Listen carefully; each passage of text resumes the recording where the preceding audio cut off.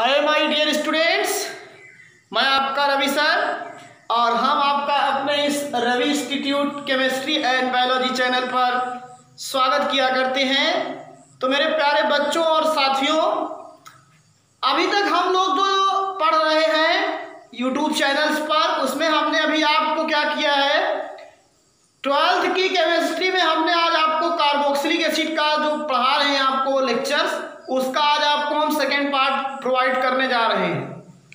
12th की chemistry का जो सेकेंड आपका ये चैप्टर है, सेकेंड पेपर है ये, इसमें आपको हम बताने जा रहे हैं कार्बोक्सिलिक अम्ल। कार्बोक्सिलिक अम्ल, एल्डिहाइड, कीटोन और कार्बोक्सिलिक एसिड करके आपके यहाँ चैप्टर है। तो उसमें आज हम आपको बताएंगे कार्बोक्सिलिक अम्ल के व्युत्पन्न। कार्बोक्सिलिक अम्ल के व्युत्पन्न, the derivatives of carboxylic acid, इसको बताएंगे आपको। और फिर कार्बोक्सिलिक यौगिक का संरचना, जो उदाहरण होते हैं उसके, फिर उनके कुछ नामकरण करने की विधियां मैं बताऊंगा आपको। और फिर उसके बाद कार्बोक्सिलिक यौगिकों का वर्गीकरण चलेगा।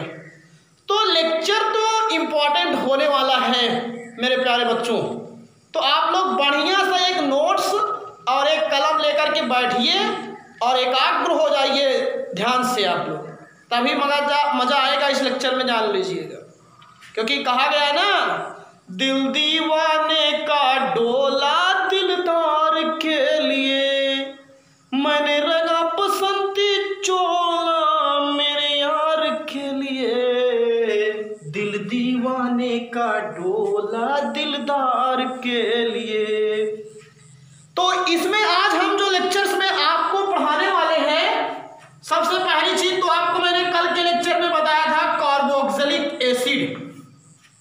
कार्बोक्सिलिक एसिड में क्या हुआ करता है कि कार्बोक्सिलिक एसिड में कार्बोनिल ग्रुप की एक वैलेंसी पे हाइड्रोक्सिल ग्रुप और दूसरी वैलेंसी पे एल्किल या एरिल ग्रुप होता है। तो एक वैलेंसी पे एल्किल या एरिल ग्रुप, दूसरी वैलेंसी पे हाइड्रोक्सिल समूह प्रेजेंट होता है, तो उसको कार्बोक्सिलिक ग्रुप कहते हैं। तो हम क्या किया करते हैं, इस जो ये ऑक्टेट आपका क्या हुआ करता है, कार्बोक्सिलिक ग्रुप होता है, मतलब जो ये कार्बोक्सिलिक एसिड होता है, इसी में से ही क्या किया करते हैं, हम इसमें से हाइड्रोजन को रिप्लेस करके, हाइड्रोक्साइड आयन को रिप्लेस करके ही क्या कर सकते हैं, कुछ यौगिकों को उत्पन्न कर सकते हैं। तो ऐसे यौगिक जिसका निर्माण कार्बोक्सिलिक अम्ल से या कार्बोक्सिलिक अम्ल के विस्थापन से हुआ होता है या कार्बोक्सिलिक अम्ल की सहायता से किया जाता है, उसे हम क्या कह सकते हैं, कार्बोक्सिलिक अम्ल के व्युत्पन्न कह सकते हैं। अरे भाई एकदम सीधा सीधा बता दूं, आप लोगों ने पढ़ा होगा व्युत्पन्न मात्रक, व्युत्पन्न राशियां, वही है पूरा। मतलब कि ऐसे कुछ फंक्शनल ग्रुप हैं जो कार्बोक्सिलिक एसिड से क्या किए गए हैं, उनको डेरिवेट्स किया गया है, तो उसी को कार्बोक्सिलिक अम्ल से के क्या हुआ करते हैं, डेरिवेटिव्स कहा किया करते हैं। तो आइए थोड़ा हम ध्यान दें यहाँ पे, कार्बोक्सिलिक एसिड के जो डेरिवेटिव्स हैं उसकी हम बात करें, क्या करें। तो पहले एक लाइन हमको लिखना पड़ेगा, क्या लिखना पड़ेगा, ऐसे यौगिक जो कार्बोक्सिलिक अम्ल की सहायता से उत्पन्न किए जाते हैं, किए जा सकते हैं। ये लिखना नहीं जरूरी था, आप खुद समझ सकते थे।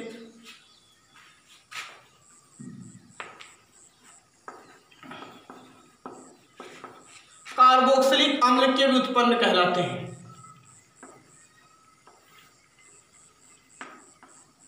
कार्बोक्सिलिक अम्ल के व्युत्पन्न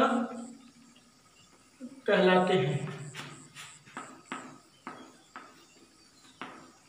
ये हो गया। These are compounds in which are derivatives of carboxylic acid is called carboxylic acid derivatives। ऐसे एसिड या यौगिक जिनका निर्माण क्या किया जा सकता है, कार्बोक्सिलिक अम्ल की सहायता से किया जा सकता है उसे हम कार्बोक्सिलिक अम्ल के व्युत्पन्न कहते हैं। भाई सीधी सी बात है, जिसके निर्माण में कार्बोक्सिलिक अम्ल हेल्प करेगा उसी को हम लोग कार्बोक्सिलिक अम्ल के व्युत्पन्न कहेंगे। ये बात एकदम दिमाग में बैठा लीजिएगा। अब मैं आपको कुछ डेरिवेटिव्स बता रहा हूं फॉर एग्जांपल्स, जैसे फॉर एग्जांपल्स अब ध्यान दीजिए। सबसे पहला आपको हम बता रहे हैं एमाइड्स। एमाइड, कैसे एमाइड उत्पन्न किया जाता है देखिए, ये आपका क्या है कार्बोक्सिलिक एसिड RCOOH, ये क्या है आपका कार्बोक्सिलिक एसिड। ध्यान दीजिएगा। अब इस कार्बोक्सिलिक एसिड का हमने क्या किया, यहां से OH हटाया। क्या हटाया? OH। तो क्या लिख दिए? -OH। यही है, देख लीजिए। अब इसी से उत्पन्न कर रहे हैं, इसी के इसको कार्बोक्सिलिक अम्ल के भी उत्पन्न कहेंगे। बतिया समझ में आ रही है? यहां से OH हटा रहे हैं और अब इसी के स्थान पे क्या जोड़ दे रहे हैं? NH2। तो यहां लिख देंगे प्लस, मतलब OH हटा और उसके स्थान पे NH2 आके बैठा। अब समझ में आया? यहां से भागा कौन? OH, आया कौन? NH2। तो अब बताइए बना क्या? अब आप जब यहां से OH हटाओगे तो आप लिखो क्या बना? RCONH2। OH के स्थान पे NH2 आ गया और इसी को ही हम लोग क्या कहते हैं? एमाइड। क्या कहते हैं? एमाइड। तो पहला डेरिवेटिव्स कौन सा हो गया कार्बोक्सिलिक एसिड का? एमाइड हुआ। कौन हुआ? एमाइड हुआ। चलिए, अब अगर आप इसमें एग्जाम्पल लिखना चाहते हैं, ये तो मान लीजिए आपका हो गया एमाइड का एग्जाम्पल्स, एमाइड के उदाहरण।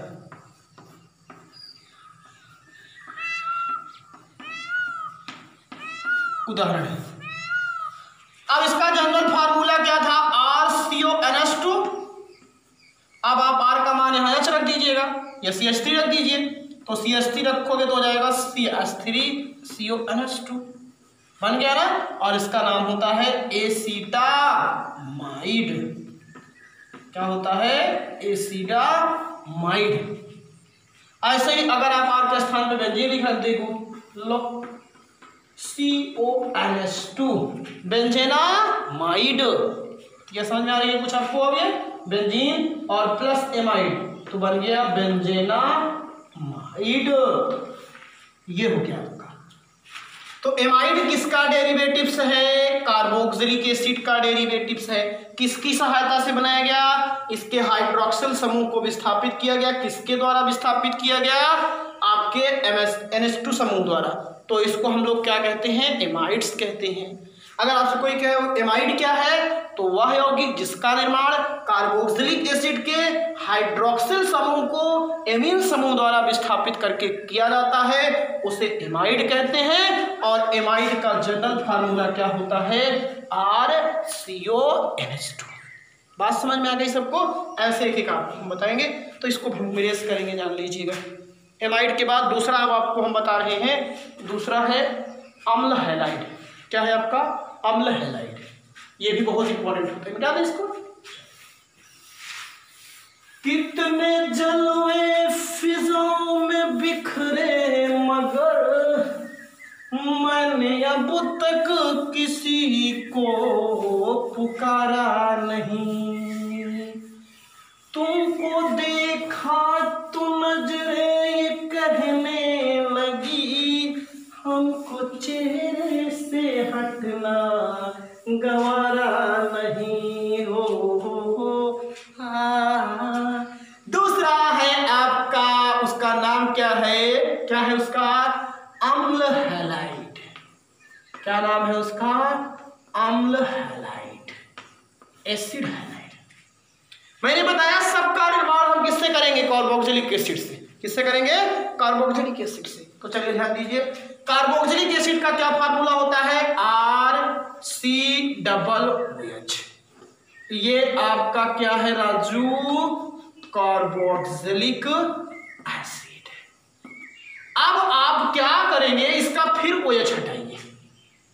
तो यहां माइनस क्या किया OH और प्लस क्या जोड़ दीजिए X। X means hydrogen, X means hydrogen.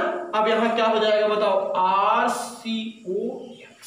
देख लीजिए ये अम्ल था, इसमें हाइड्रोजन को हटा दिया गया हाइड्रोक्सिल से, हाइड्रोजन को हटा लगा करके हाइड्रोक्सिल को हटा दिया गया, तो इसीलिए तो इसका नाम क्या होता है अम्ल हैलाइड। क्या नाम होता है अम्ल हैलाइड। नहीं तो बच्चे समझ नहीं पाते कि अम्ल हैलाइड क्यों कहते हैं, because they are derivatives of carboxylic acid, so it is called अम्ल हैलाइड या एसिड हैलाइड। चलिए अब यहां पे अगर आप और ध्यान दीजिए, where X equal to chlorine bromine iodine हो गया। तो अगर हम क्या किया करते हैं कार्बोक्सिलिक एसिड के हाइड्रोक्सिल समूह को हाइड्रोजन द्वारा विस्थापित करते हैं। अगर आपसे कोई कहे what do mean by acid halide, अम्ल हैलाइड क्या है, तो व्हेन हाइड्रोक्सिल समूह या hydroxyl group of carboxylic acid replaced by hydrogen या replaced by hydrogen is called acid halide. When carboxylic hydroxyl group replaced by hydrogen is obtained compound called acid halide. The general formula of acid halide is RCOX।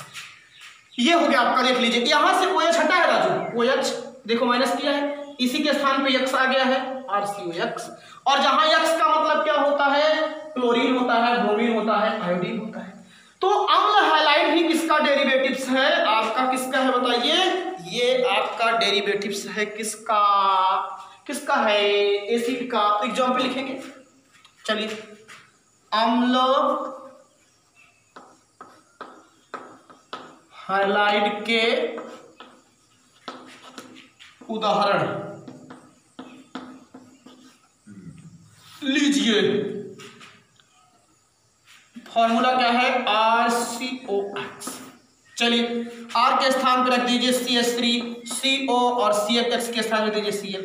ये क्या है जानते हो, इसका नाम है acetyl chloride. क्या नाम है इसका, एसिटिल, देखिए बना रहा है एसिटिक एसिड जैसे, एसिटिल क्लोराइड। अगर आप यहीं पे रख दीजिए C6H5COCl OR ऐसे बेंजीन रिंग बना करके COCl, तो इसका नाम क्या हो जाएगा राजू, देखो R का मान मैं चेंज कर रहा हूं, बस कॉन्सेप्ट वही है पुराना ही, कोई नई चीज नहीं बता रहा हूं, जो बच्चे समझ रहे होंगे।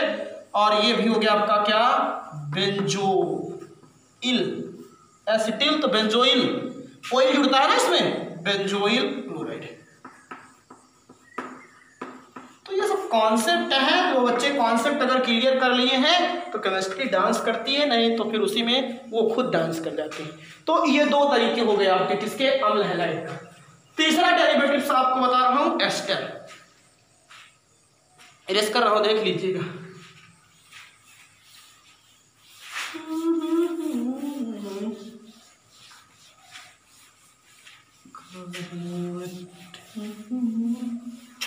फिर जाओ ना,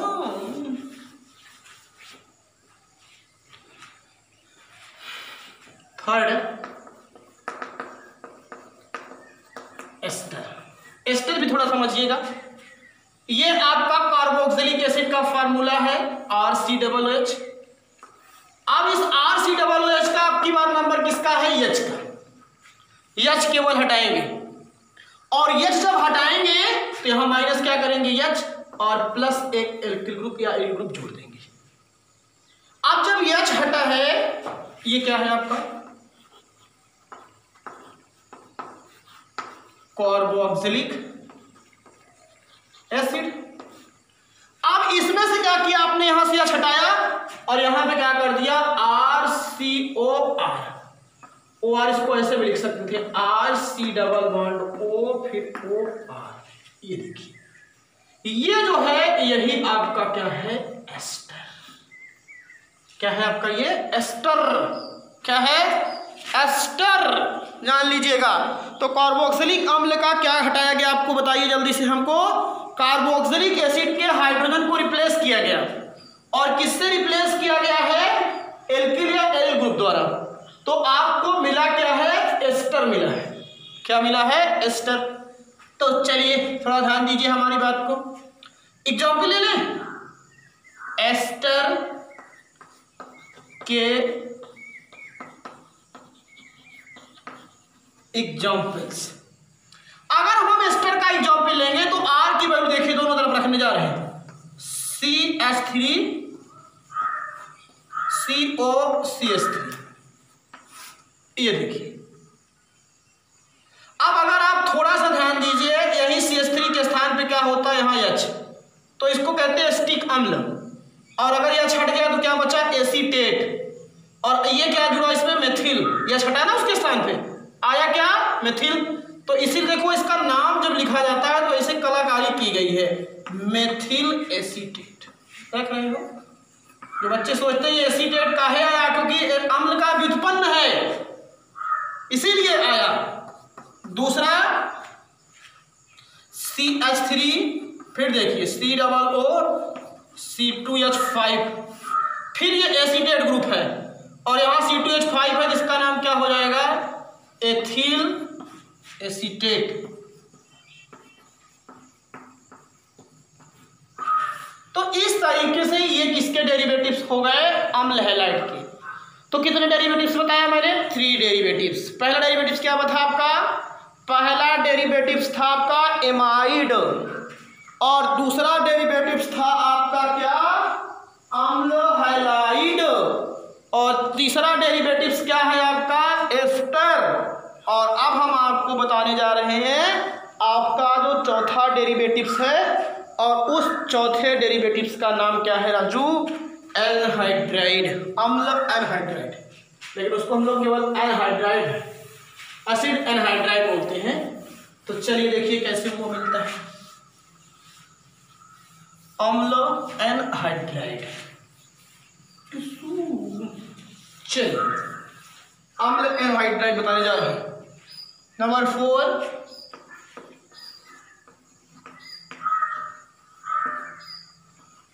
अम्ल एनहाइड्राइड।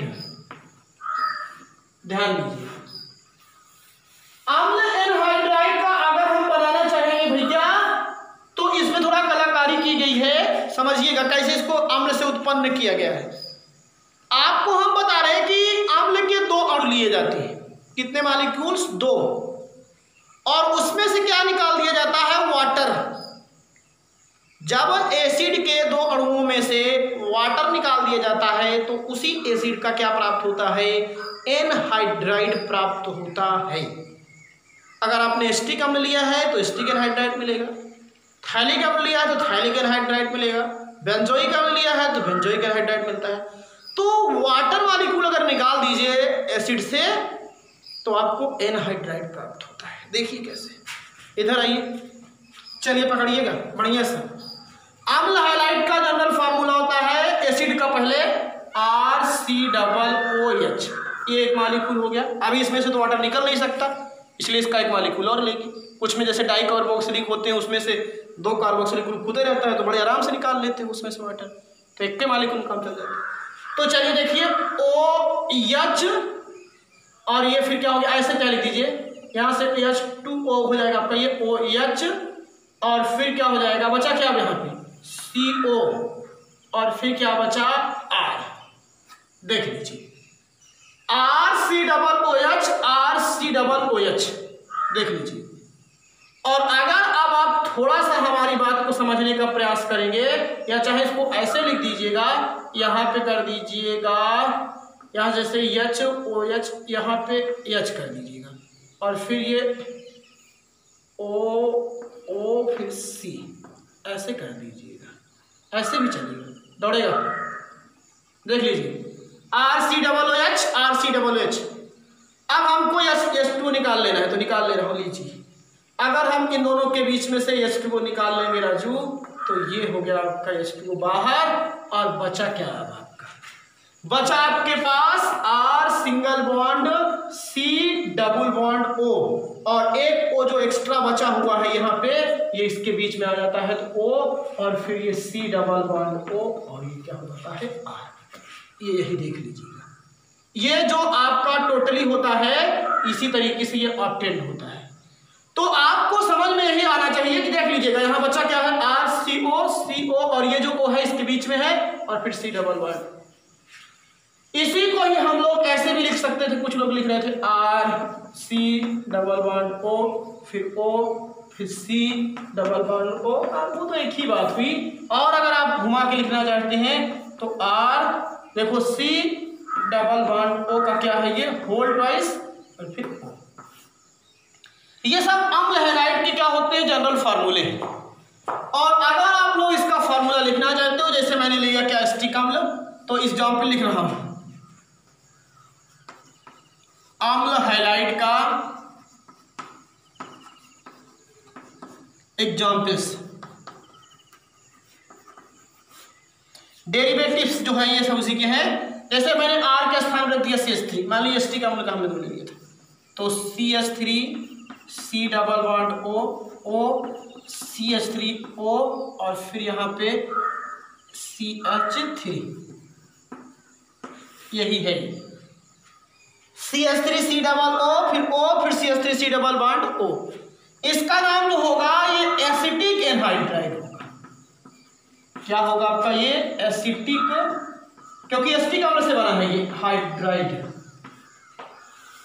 ये समझ लीजिए एक बार भैया, यहां से अगर आपको थोड़ा ये प्रॉब्लम क्रिएट कर रहा है तो जैसे आप इसको O यहां रख दीजिए फिर CO करिए, तब आपको एकदम समझ में आ जाएगा। जैसे अब CO फिर ये दोनों के बीच में O आ गया फिर CO, तो वही है तरीका कि वो लिखने का, बस ये अम्ल के दो अणु होते हैं और यहां से निकल गया वाटर मॉलिक्यूल, तो आपको ये क्या प्राप्त हुआ करता है अम्ल एनहाइड्राइड।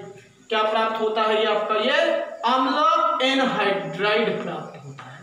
क्या प्राप्त होता है अम्ल एनहाइड्राइड प्राप्त होता है। आप इसको ऐसे भी लिख सकते हो RCO दोनों तरफ था, आप दोनों को होल ट्वाइस कर दिए फिर O था वो लिख दिया, हो गया।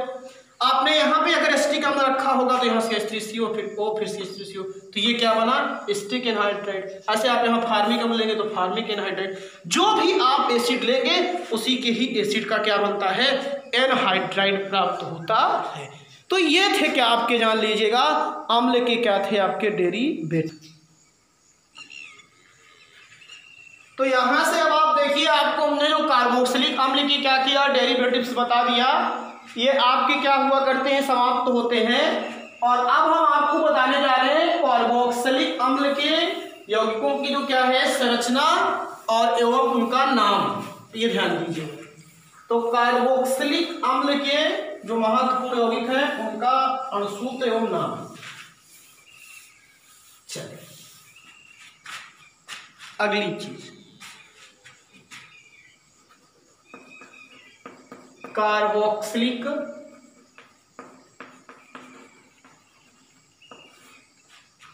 यौगिकों की या अम्ल के यौगिकों की संरचना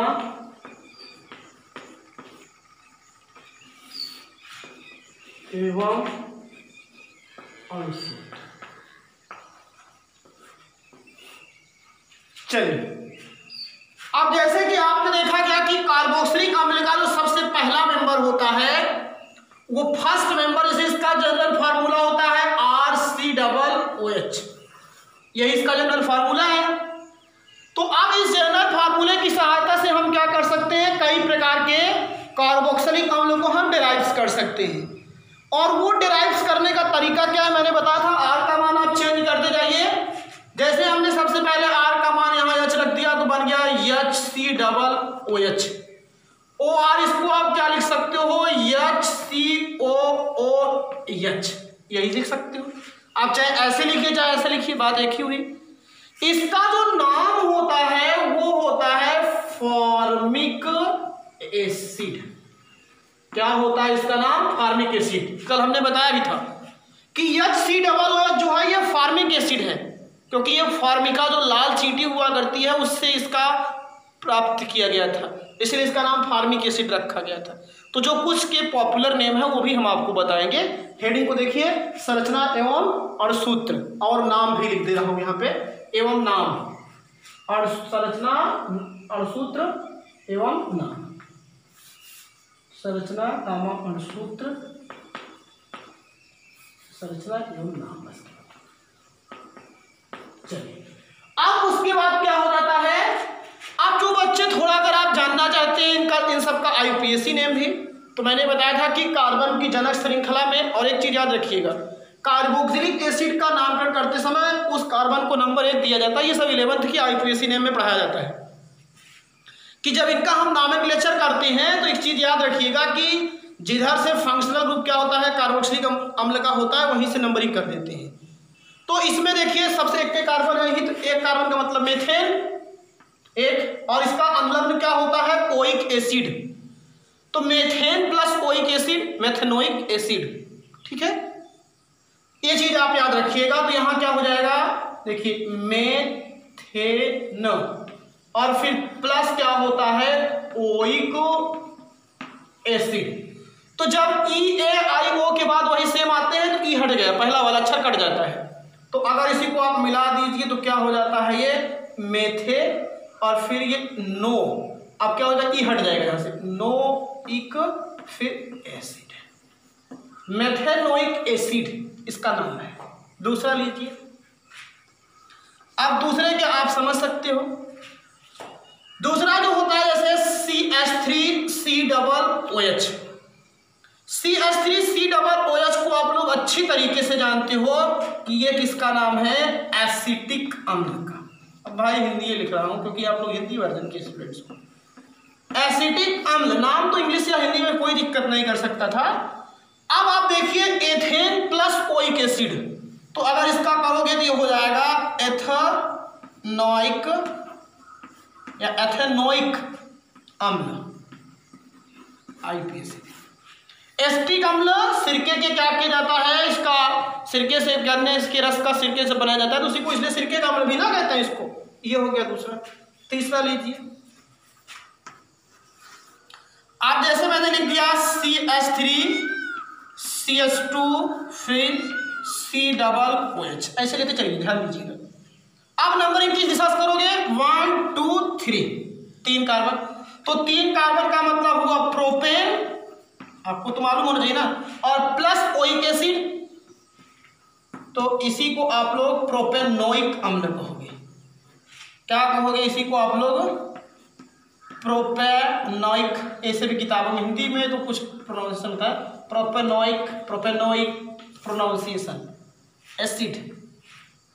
अब और अगर आप एग्जाम पे लिखना चाहते हैं, अब ऐसे मैं कुछ सब्स्टिट्यूएंट ले लूं तो चौथा सब्स्टिट्यूएंट्स में जैसे CH3 यहां पे कर दिया CH, और इधर मैंने CH3 और फिर COOH, ये लीजिए।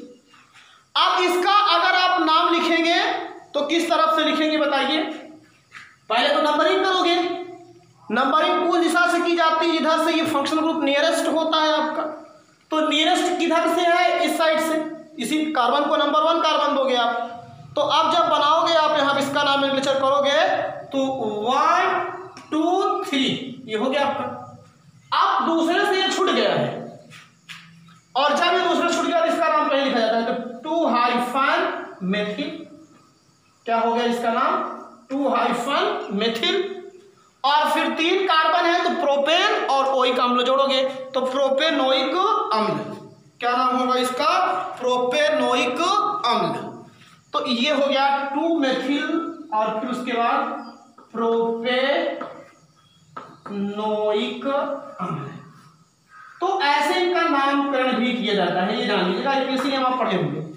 और फिर 5वां लीजिए, अब इसे मैंने लिख दिया CH3 CH, और यही मैंने लिख दिया OH, क्या लिख दिया यहीं पे OH, और फिर COOH। इस कंपाउंड को याद रखिएगा, इसका नाम एक और होता है, ये होता है, इसका नाम होता है लैक्टिक अम्ल। आपका क्या नाम होता है इसका बता रहा हूं, ध्यान दीजिएगा, लैक्टिक अम्ल। क्या नाम होता है राजू, लैक्टिक अम्ल। आपको मालूम होना चाहिए कि जो दूध होता है उसमें कौन सी शर्करा पाई जाती है, लैक्टोज शर्करा। और दूध की लैक्टोज शर्करा होती है, जब उसी में क्या होता है, जब दूध में बैक्टीरिया उत्पन्न हो जाते हैं तो दूध खट्टा हो जाता है। तो दूध जब खट्टा हो जाता है तो उसमें कौन सा एसिड बन जाता है, लैक्टिक अम्ल। अब आ गया समझ में। अब इसका नाम बताइए। तो आपको अगर कोई कहे इसका एक नाम हो सकता है, जानते हो क्या? जैसे भी एक कोई फंक्शनल ग्रुप है, यहाँ पे OH है, तो ये बीटा हाइड्रोक्सी प्रोपेनोइक एसिड भी है, क्योंकि बीटा पोजीशन पे है ना OH। ये अल्फा कार्बन, ये alpha carbon, sorry alpha hydroxy होगा आपका। तो अब उसके बाद क्या होगा, ध्यान दीजिएगा। इसका जब IPAC नेम लिखोगे कैसे लिखोगे बताओ? एक फंक्शनल ग्रुप COOH है, एक OH है। तो जब नामकरण करोगे तो इसका पहले इसका स्थान है वरीयता श्रेणी में, तो इसको पहले नंबर 1 दोगे। और वैसे ही मैंने कहा था कि कार्बोक्सिलिक ग्रुप में सबसे पहले वरीयता उसी को दी जाती है। तो यहाँ पे हो गया 1 और ये 2 और ये 3।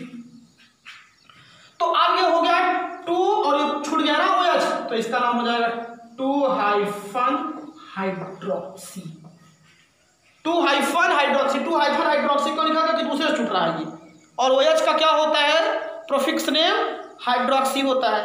तो 2-हाइड्रोक्सी। और अब देखिए जो पैरेंट चेन है वो कितनी है, 1 2 3। 3 का मतलब प्रोपेन और फिर ओइक अम्ल, तो क्या हो जाएगा, प्रोपेनोइक अम्ल या प्रोपेनोइक एसिड। इंग्लिश में चाहे लिखो चाहे हिंदी में। हिंदी में थोड़ा सा यहाँ कहीं ओइक लिख देता है, कहीं नाइक लिख देता है, तो सही प्रोनाउंसिएशन करिए बस केवल। तो ये कुछ कार्बोक्सिलिक अम्लों की यौगिकों की संरचना बता रहा हूँ, उनका नाम बता रहा हूँ, ताकि आपको प्रॉब्लम ना हो। आगे आइए थोड़ा सा कुछ और एक आध 2 यौगिकों का नाम बता दूं। चलिए बिठा दो। तेरे बिना जीना पड़े ओ जिंदगी, क्या जिंदगी मुश्किल नहीं है, तुमको भुलाना मुमकिन नहीं है, तुमको भुलाना। जैसे देखिए अगला example CH3CH double bond CH फिर C+OH। ये अगला एग्जाम्पल। इसका तो एक नाम होता है क्रोटोनोइक एसिड, कॉमन नेम। क्या नाम होता है इसका, क्रोटोनोइक एसिड, कॉमन नेम क्रोटोनोइक एसिड। अब जब इस तरीके से होता है, आप जान लीजिए डबल बॉन्ड आ जाया किया करता है, तो अब हम इसमें क्या किया करते हैं, सबसे पहले नंबरिंग कहां से करोगे, यहां से भाई फंक्शनल ग्रुप है ये 1 2 3 4, 4 कार्बन हो गए। अब 4 कार्बन में आपको करना क्या है, सबसे पहले इसका जब नाम करोगे तो आप सबसे पहले लिख दो 4 कार्बन की श्रृंखला को क्या कहते हो, ब्यूट। क्या कहते हो, ब्यूट। जब इस तरीके से आए तब आप देखिए दूसरे और तीसरे के बीच में डबल बॉन्ड है, तो डबल बॉन्ड का क्या होता है, इन। तो दूसरे और तीसरे के बीच में जो हाइफन लगा के 2 इन। अब इन में क्या होता है, और फिर उसके बाद क्या हो जाएगा, कितना कार्बन, तो फिर क्या होगा, ओइक एसिड। तो यहां लिख दोगे ओइक एसिड, इसका नाम ऐसे लिखा जाएगा, ब्यूट 2 इन ओइक एसिड। लेकिन देखो AIOU के बाद यहां देखो फिर A आ रहा है, तो अगर आपका क्या होगा तो E हट जाता है, तो यहां पे जब इसको मिला के लिखते हो ये आपका सही नहीं है, तो इसको लिखोगे जब ब्यूट 2, अब क्या हो जाएगा, इन, अब E हट जाएगा, ओइक एसिड, इनोइक एसिड। ये नहीं लिखा जाता है। ओके, आप समझ में आ गया, लिखना हमारा फर्ज था इसलिए लिख दिया। आगे देखिए, अब जैसे ये आपके सामने लिखा गया, ये बेंजीन रिंग है, यहां लिखा गया C+OH। तो आपको बता रहे हैं, एक चीज ध्यान दीजिएगा, कार्बोक्सिलिक अम्ल को सब्स्टिट्यूट प्रीफिक्स कब लिखा जाता है, जैसे कार्बोक्सिलिक एसिड का जो सब प्रीफिक्स होता है वो कार्बोक्सिलिक एसिड ही होता है। जब आप इसके कार्बन की नंबरिंग नहीं करेंगे तो आप कार्बोक्सिलिक अम्ल लिख सकते हैं, तब ओइक अम्ल नहीं लिखते। अब जैसे आपको इसका नंबरिंग नहीं करना है, तो अब आप देखिए ये क्या है, बेंजीन। आप बड़े आराम से लिखिए बेंजीन, IPAC में लिख रहा हूं बेंजीन, और आपने नंबरिंग नहीं किया, अब डायरेक्ट आप क्या लिख सकते हो, कार्बोक्सिलिक एसिड हो गया। ये भी इसका एक लेकिन आपको बता रहा हूं, ध्यान दीजिएगा, इतना ज्यादा ये फेमस जिस नाम से है वो नाम क्या है, ये बेंजीन प्लस ओइक एसिड, तो बना क्या, बेंजोइक एसिड। तो इसीलिए ज्यादा करके ये फेमस किस नाम से है, बेंजो, फिर उसके बाद इक एसिड, बेंजोइक एसिड, इसी नाम से इसको लोग ज्यादा जाना किया करते हैं। और फिर बाद में आईपीएससी ने भी क्या किया, इसी नाम को भी मान लिया कि बेंजीन से बना है, इसलिए बेंजोइक एसिड फिट है, और जो हिट है वो फिट है। ये हो गया बेंजीन कार्बोक्सिलिक एसिड। और फिर बेंजोइक एसिड इसका नाम होता है, दोनों नाम इसके, ओके। और देखिए C double bond OH, C double bond OH, ये डाइकार्बोक्सिलिक एसिड है, जिसमें दो कार्बोक्सिलिक समूह होते हैं, उसको डाइकार्बोक्सिलिक एसिड कहते हैं। तो अब जब ये डाइकार्बोक्सिलिक एसिड है, ओके, तो जब इसका नाम लिखोगे तो क्या लिखोगे बताओ। पहले तो इसका एक घरे वाला नाम oxalic, Hindi oxalic acid, oxalic अम्ल, टमाटर वगैरह में देखने को मिलता है ऑक्जेलिक अम्ल, खट्टा ना, आप लोग जब वेजिटेबल बनाते हो सब्जियों तो उसमें खट्टापन लाने के लिए टमाटर बनाते हो। आप बताइए इसका नाम क्या लिखोगे, तो इन सब का नाम फिर वैसे जैसे इसमें बताया था, एक हो गया, दो कार्बन है ना, 1,2 दूसरे पे है ना, 1,2 हो गया। क्यों दो लिखा, क्योंकि पहले पे भी है दूसरे पे भी 1,2, और फिर डाई ओइक, 1,2 डाई ओइक। एक एग्जाम्पल हम आपको और बताएंगे जो हमारा क्या है बताने का बहुत, या एथेन 1,2 डाई, लेकिन एथ लिखिए 1,2 डाई एसिड। एक एग्जाम्पल और बताने का मन कर रहा है, उसको आप लोग और देख लीजिए, और वो एग्जाम्पल्स आपको है क्या, वो मिलेगा आगे चल के। एग्जाम्पल्स और नाम इसलिए बताते हैं ताकि जब आपको रासायनिक रिएक्शन लिखा जाए, केमिकल रिएक्शन, तो उसमें प्रॉब्लम ना हो। जैसे वो यही है, ये है बेंजीन, और यहाँ पे C double OH, C double OH। पहली चीज तो आप ये बताइए कैसा है, डाइकार्बोक्सिलिक एसिड है, क्योंकि इसमें दो कार्बोक्सिलिक समूह है और दोनों अलग अलग कार्बन जुड़े हुए हैं। तो इसका तो एक नाम होता है थैलिक अम्ल। क्या नाम होता है इसका, थैलिक अम्ल, ये ध्यान दीजिए। और जो ये थैलिक अम्ल है, इसका यूपीएससी नाम लिखोगे तो जैसे मैंने अभी उसका बताया था, ये देखिए जो बताया था ना बेंजीन ओइक एसिड का, कुछ नहीं बाबू, पहले आप बेंजीन लिख दो, क्या लिख दो, बेंजीन, और पहले पे ही दूसरे पे तो 1,2, तो 1,2 डाई, और फिर नीचे चाहे लिखो चाहे उधर लिख देना, कार्बोक्सिलिक एसिड। तो इस तरीके से हमने क्या किया, आज के इस पूरे लेक्चर्स में आपको हमने बताया क्या क्या भैया, आपको हमने आज के इस पूरे सेशन में आपको मैंने सबसे पहले चीज क्या बताया आपको कि कार्बोक्सिलिक अम्ल के व्युत्पन्न कौन कौन से हैं। मैंने बताया अम्ल हैलाइड होता है, एमाइड होता है, एस्टर होता है, और फिर उसके बाद आपका एसिटिक एनहाइड्राइड होता है। ये सब जानिए कि इन सबको कैसे उत्पन्न किया गया है, जितना आपको इसलिए आपको एकदम डीप में बताने का प्रयास करता हूँ। और फिर उसके बाद फिर कार्बोक्सिलिक अम्ल का मैंने कुछ एग्जाम्पल्स बताया और उनकी संरचना सूत्र, ये सब चीज़ें बताने का प्रयास किया। तो आज की हम क्लास यहीं पर क्लोज किया करते हैं। आप लोग बढ़िया रहिए, खुश रहिए। चैनल्स पर नए नए हैं तो सब्सक्राइब कीजिए, शेयर कीजिए और एक बढ़िया सा खूबसूरत कमेंट कीजिए। थैंक यू, धन्यवाद।